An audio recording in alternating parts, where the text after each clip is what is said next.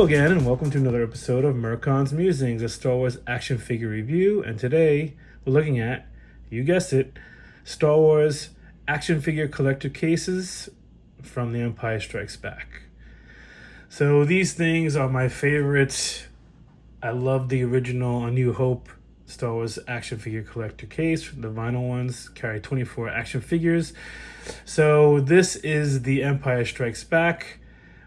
So this is what we're looking at. We did the first wave of Kenner action figure reviews of the first figures. So now we're going to look at the cases. So as you can see in front of you, we have one that looks very similar to the New Hope one, but it has a Empire Strikes Back logo instead of the New Hope logo. This Empire Strikes Back case came out in 1980.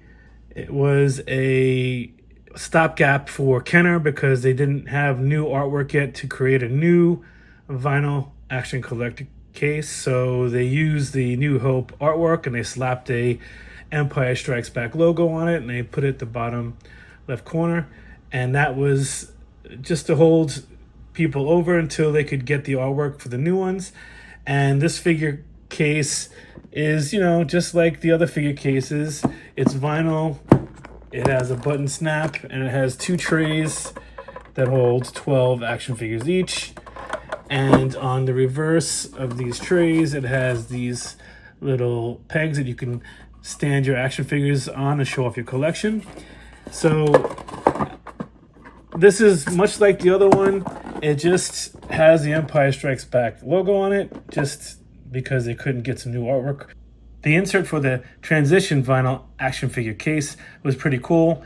It looked like the other one from A New Hope, but instead of the Star Wars logo, it had an Empire Strikes Back logo in the top left of the page. And on one side, they had just the New Hope action figures, and on the other side, just Empire Strikes Back action figures from the first wave. So both the Yoda and the Wampa vinyl action figure case came with the same insert. A two-sided insert, one side blue, the other side yellow, showing in total 41 action figures of both A New Hope and The Empire Strikes Back, the total amount of Kenner action figures at the time. So now we're going to take a look at the actual real Empire Strikes Back cases. So this case, I call it the Yoda case. This is the one that came out in 1981. And this is my favorite of the two cases. Looks familiar. If you guys are fans of the channel, you'll see that the slate I use for every open for an action figure review, we had Kevin McVeigh. He did all those great case covers with the action figures to replicate them. So this is the one that I commissioned from him because this is my favorite image. I like the other image too, but this one is a lot more like the New Hope version. It has a lot going on, and the artwork, I believe it's the same artist. And so let's take a look at the final one of these three Empire Strikes Back cases. I call this the Wampa case, obviously, because the Wampa is the big ticket picture on this one. This one's pretty good. It's definitely a different artist. I find the artwork is nice, but not necessarily as good as the other one. And it's got some interesting things happening here.